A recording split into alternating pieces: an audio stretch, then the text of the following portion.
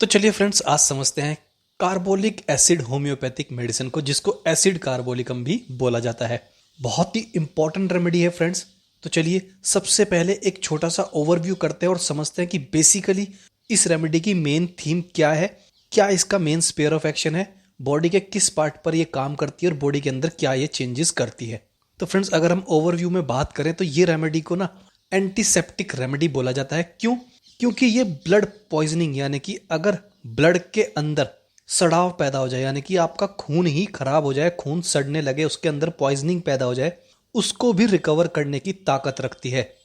And इसकी जो main theme है वो भी इसी प्रकार की है दोस्तों। ये रेमेडी का जो मेन काम है, जहां भी आपको बॉडी के अंदर ब्लड पॉइजनिंग मिलेगी, यानी कि ब्लड के अंदर सड़ाव मिलेगा, सड़न मिलेगी, वहां पर ये रेमेडी काम करती है। और पेशेंट के अंदर क्या सिम्टम पाए जाएंगे? तो फ्रेंड्स, उसके जो भी डिस्चार्जेस होंगे वो कैसे होंगे? ऑफेंसिव होंगे। ऑफेंसिव भी कैसे? जैसे कुछ सड़ रहा हो, सड़न पैदा होने वाले discharges.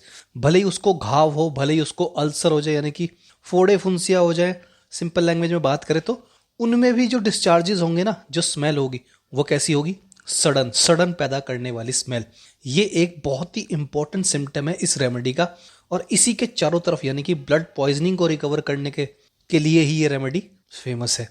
Main sphere of action की बात करें कि सबसे ज्यादा यूज ये रेमेडी कहां पर आती है, तो फ्रेंड्स नर्वस सिस्टम, पूरे नसों के सिस्टम पर इसका काम है, पूरे नर्वस सिस्टम पर इसका काम है। उसके साथ साथ स्किन और जितने भी हमारे म्यूकस मेम्ब्रेन है, जैसे कि हमारा माउथ, हमारा थ्रोट, हमारा पूरा गैस्ट्रो इंटेस्टाइनल ट्रैक, उसके साथ साथ हमारा जो यूरिनरी ऑर्गन है, उसके अंदर इस रेमेडी का मेन स्पेयर ऑफ एक्शन है। और म्यूकस मेम्ब्रेन होता क्या है, जो बिल्कुल बिगनर है, जिनको होम्योपैथी या मेडिकल से भी कोई जानकारी नहीं है, उनके लिए बता दें। एक सिंपल लैंग्वेज में बात करें तो म्यूकस मेम्ब्रेन का मतलब है दोस्तों झिल्ली।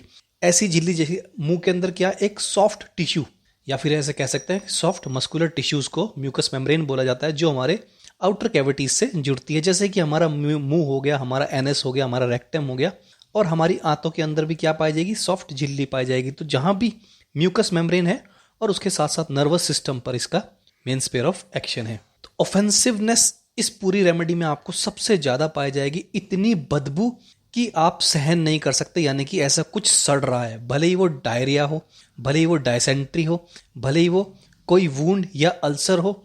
और उसके साथ साथ डिस्चार्जेस कैसे मिलेंगे? या तो आपको ब्लैकिश ग्रीन मिलेंगे, या फिर बिल्कुल ब्लैक कलर के डिस्चार्जेस मिलेंगे, भले ही वो यूरिन के अंदर डिस्चार्जेस पाए जाएंगे, या फिर डायरिया या फिर डायसेंट्री जैसे सिम्टम हो, तब भी ऐसे ही आपको डिस्चार्जेस मिलेंगे। और उसके साथ साथ बहुत ही ऑफेंसिवनेस। और इसमें एक बहुत मुख्य सिम्टम है फ्रेंड्स कि अगर पेशेंट को कॉन्स्टिपेशन है और उसके साथ साथ उसके मुंह में से बहुत ज्यादा बदबू आती है, यानी कि जो माउथ है वो बड़ा ऑफेंसिव स्मेल पैदा करता है कॉन्स्टिपेशन के दौरान, तो हम इस रेमेडी की तरफ जा सकते हैं। और अगर थोड़े से फिजिकल सिम्टम्स की बात करें कि पेशेंट के अंदर कैसे फिजिकल सिम्टम पाए जाएंगे, तो फ्रेंड्स उसके अंदर कमजोरी, बहुत ज्यादा कमजोरी, डिबिलिटी एंड वीकनेस उसके अंदर बहुत ज्यादा पाई जाएगी। एंड ऐसा है क्यों? क्योंकि उसका ब्लड ही अच्छे से काम नहीं कर रहा है, ब्लड के अंदर ही इन्फेक्शन है, ब्लड ही प्योर नहीं है, यानी कि ब्लड के अंदर ही सड़ाव पैदा हो रहा है। तो ब्लड ही तो हर चीज में घूम रहा है, तो फ्रेंड्स उसकी पूरी बॉडी में ही आपको वीकनेस देखने को मिलेगी। मेंटल सिम्टम्स की बात करें तो मेंटल सिम्टम्स के अंदर भी उसके अंदर कंफ्यूजन मिलेगी, फॉरगॉटफुलनेस, वो बहुत जल्दी भूल जाएगा, बहुत जल्दी चिढ़ जाएगा, इरिटेट, क्योंकि उसको चीजें इतने अच्छे से समझ ही नहीं पाती, उसका दिमाग इतने अच्छे से काम ही नहीं कर पाता। और उसके साथ साथ आप उसका चेहरा देखेंगे ना, यानी कि एक्सप्रेशन देखकर भी फेस के आप इस पेशेंट को समझ सकते हैं कि कहीं ना कहीं ये कार्बोलिक एसिड का पेशेंट है।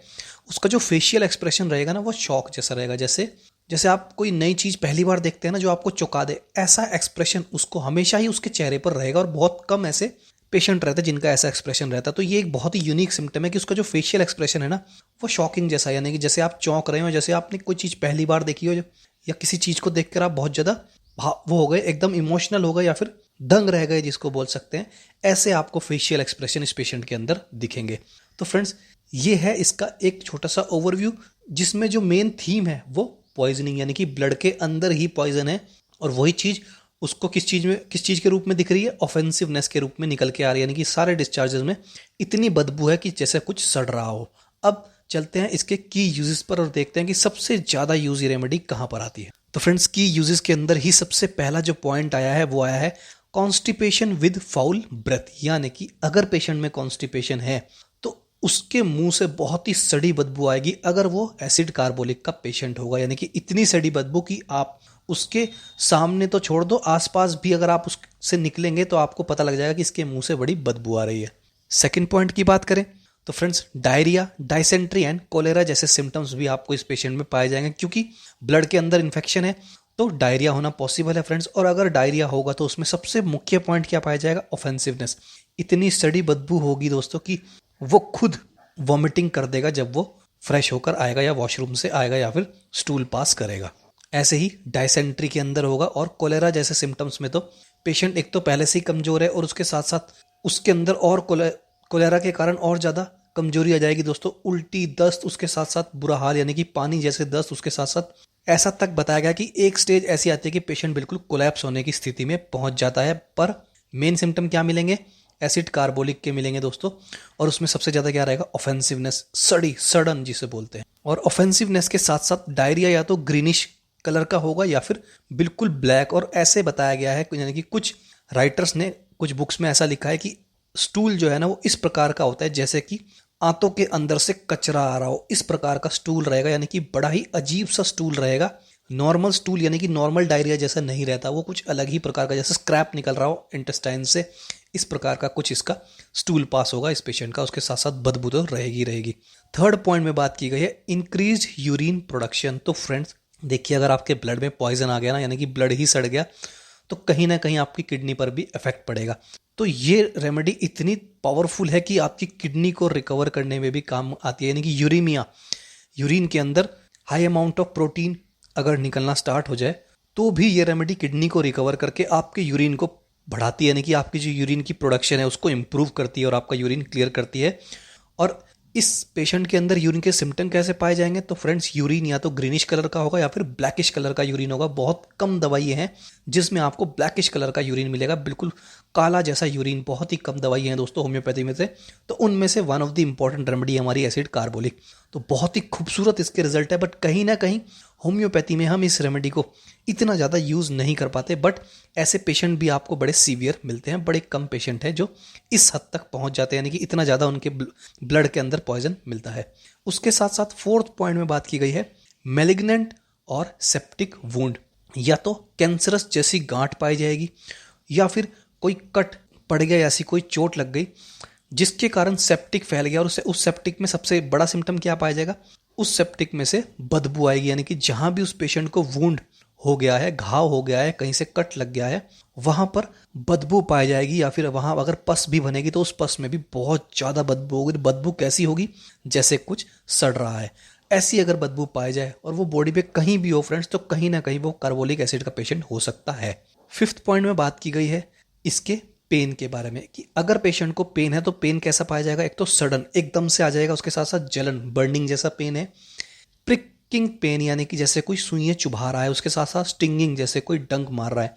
ऐसे पेन इस पेशेंट के अंदर पाए जाएंगे। और इसमें फ्रेंड्स कोलैप्स वाली स्थिति का भी बताया गया है कि पेन के साथ साथ उसके अंदर कोलैप्स, यानी कि एक ऐसी स्टेज आ जाएगी जब पेशेंट बिल्कुल निढाल हो जाएगा। उसमें एग्जाम्पल के रूप में भी बताया गया है due to anaphylactic shock after being sting. इसका अगर हम सिंपल भाषा में बात करें तो जैसे किसी मधुमक्खी ने काट लिया तो हमारे क्या होता है, पूरे ब्लड में क्या होता है, एलर्जी हो जाती है। और उस एलर्जी के कारण या तो पेशेंट को सांस फूल जाएगा, शॉर्टनेस ऑफ ब्रेथ मिलेगी, या फिर उसकी पल्स बहुत रैपिड हो जाएगी, या फिर बीपी बिल्कुल लो हो जाएगा, या फिर वो बिल्कुल फेंट हो जाएगा।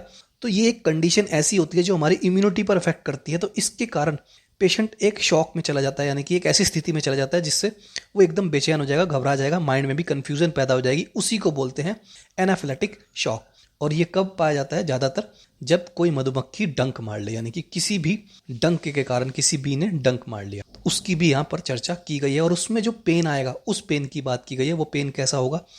सडन होगा, बर्निंग होगा, प्रिकिंग होगा या स्टिंगिंग पेन पाया जाएगा। उसके कारण बंदा कोलैप्स भी हो सकता है। लास्ट पॉइंट में बात की गई है vomiting due to sea sickness. तो किसी को सी सिकनेस है, उसको वॉमिटिंग हो रही है। वॉमिटिंग कैसी हो रही है? बड़ी बदबूदार, ऐसे जैसे सडन है, तब हम कार्बोलिक एसिड दे सकते हैं।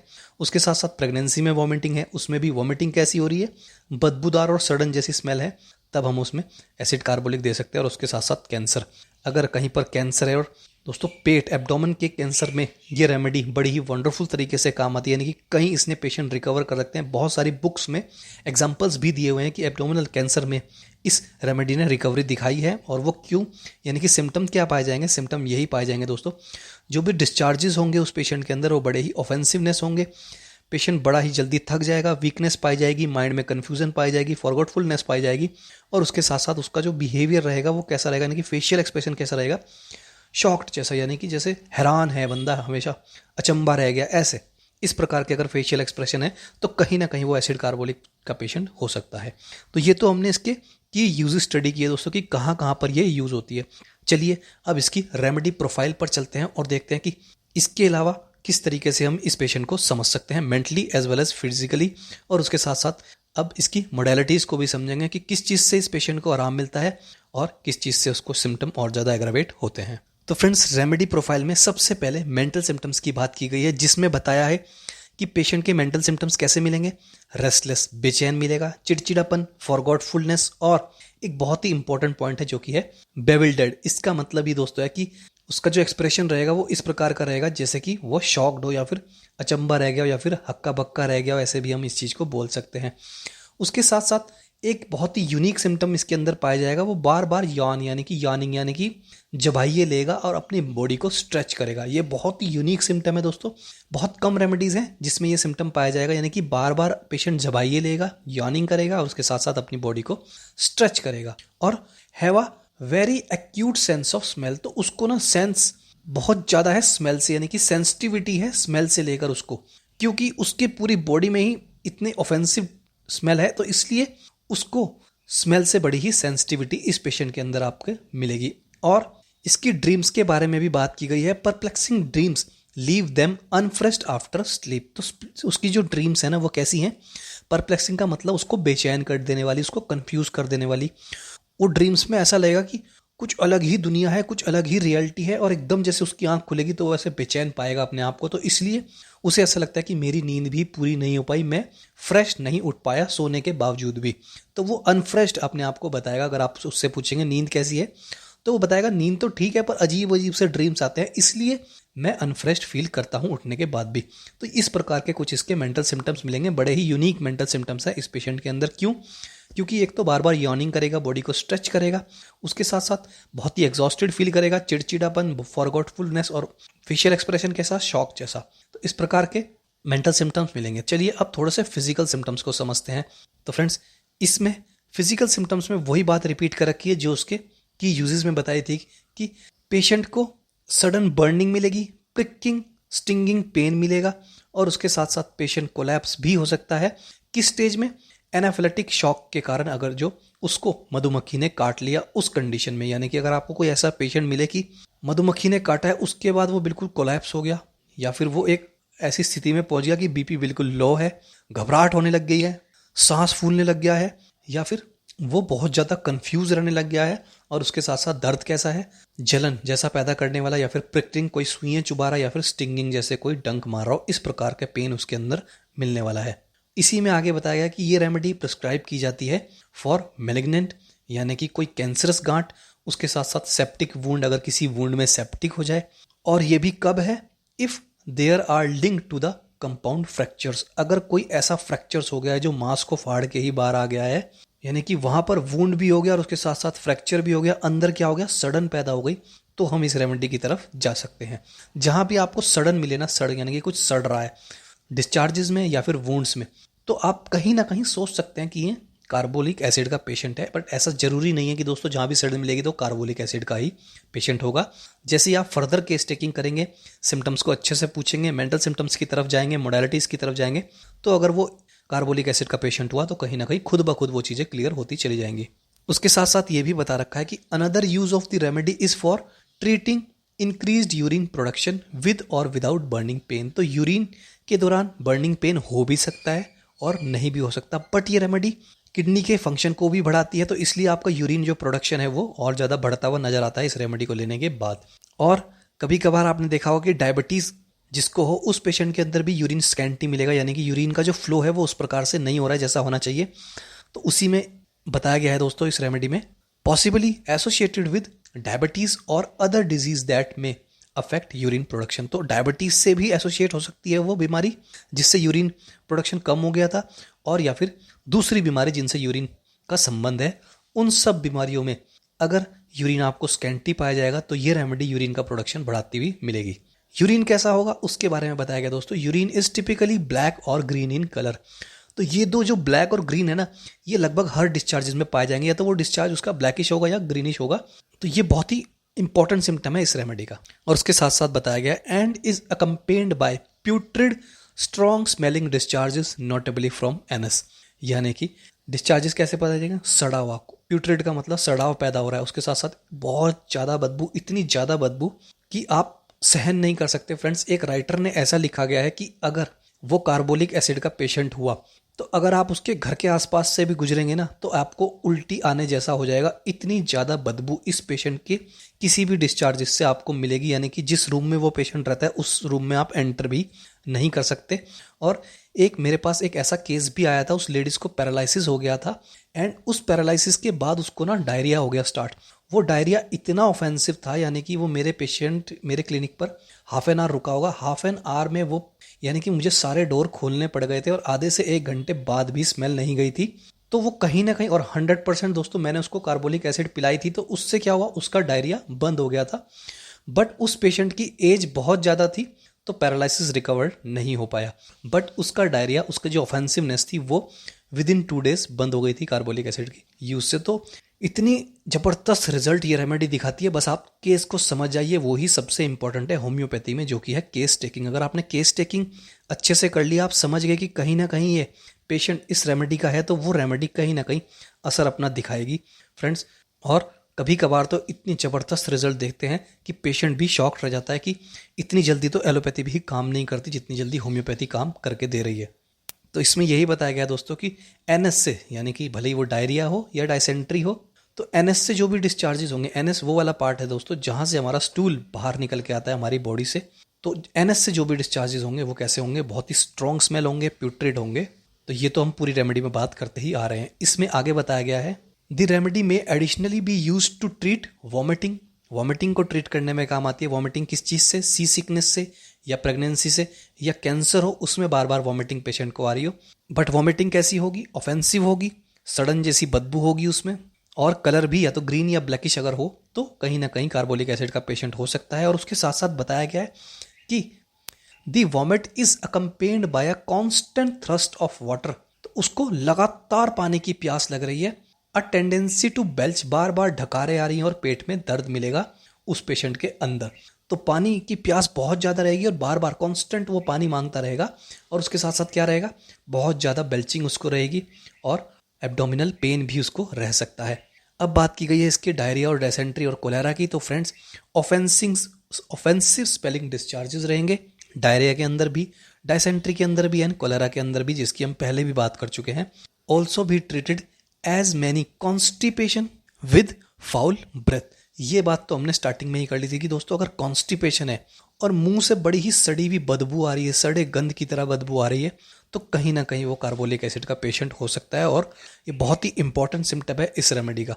अब बात करते हैं इसकी मोडेलिटीज़ की, कि किस चीज़ से पेशेंट को आराम मिलता है और किस चीज़ से उसके सिम्टम और ज़्यादा एग्रावेट हो जाते हैं। तो आराम किस चीज़ से मिल रहा है friends? For rubbing and binding up painful area, for smoking, for strong T. देखिए, उसको रबिंग और उसको वो एरिया पूरा बाइंड करने से, जहाँ भी उसको पेन है ना, तो वो एरिया पूरा बाइंड करने से उसको थोड़ा आराम मिलेगा। स्मोकिंग से उसको आराम मिलता है। और फ्रेंड्स, इस पेशेंट के अंदर विस्की और टबैको की बहुत ज़्यादा क्रेविंग मिलेगी आपको। ये बहुत ही इंपॉर्टेंट सिम्टम है जो शायद इस बुक में नहीं दिया गया है। विस्की और टोबैको, इन दोनों की बहुत ज़्यादा क्रेविंग इस पेशेंट के अंदर रहती है। और उसके साथ साथ ऐसा भी बताया गया है बुक्स में कि अगर इस पेशेंट को सर में दर्द मिलेगा ना, तो उसे ऐसा लगेगा कि कोई बैंडेज बांध के सर को कस रहा है, इस प्रकार का उसको पेन मिलेगा। तो इसीलिए उसको एक स्ट्रॉन्ग, बहुत ही कड़क चाय चाहिए जिसको उससे आराम मिलता है। सिम्टम वर्स कब हो रहे हैं? प्रेगनेंसी में बार बार वोमिटिंग होगी, इसलिए सिम्टम वर्स हो जाते हैं प्रेगनेंसी में। फॉर जैरिंग, बहुत ज़्यादा झटका या धक्का लगने से। फॉर वॉकिंग, क्योंकि कमजोरी पेशेंट के अंदर पहले से ही है, तो इसलिए उसको ज़्यादा वॉक करने से और ज़्यादा कमजोरी महसूस होगी। एंड फॉर मेंटल एग्जर्शन, क्यों? क्योंकि फ्रेंड्स वो पहले से ही चिड़चिड़ा है, वो माइंड से कंफ्यूज रहता है, फॉरगॉटफुलनेस हमने पढ़ लिया, भुलक्कड़ है, चीज़ें उसे इतनी अच्छे से नहीं समझ आती, तो ज़्यादा मेंटल एग्जर्शन करेगा तो वो और ज़्यादा परेशान हो जाता है, इसलिए उसके सिम्टम मेंटल एग्जर्शन से बढ़ जाते हैं। तो फ्रेंड्स, ये बहुत ही छोटा दिया हुआ है कार्बोलिक एसिड के बारे में। बड़ी रेमेडी है, यानी कि इंपॉर्टेंट रेमेडी है, तो आप 3-4 किताबों से पढ़ेंगे ना तो आपको बिल्कुल क्लियर हो जाएगी। बट ओवरऑल पिक्चर की बात करें तो कहीं ना कहीं ओवरऑल पिक्चर में हमें ये समझ आ रहा है कि ब्लड के अंदर पॉइजनिंग ही इस पूरी रेमेडी में काम करके दे रही है, यानी कि मेन स्पेयर ऑफ एक्शन इसका वही है, ब्लड के अंदर पॉइजन पैदा होना। इसलिए इसको एक एंटीसेप्टिक रेमेडी की तरह भी यूज़ किया जाता है।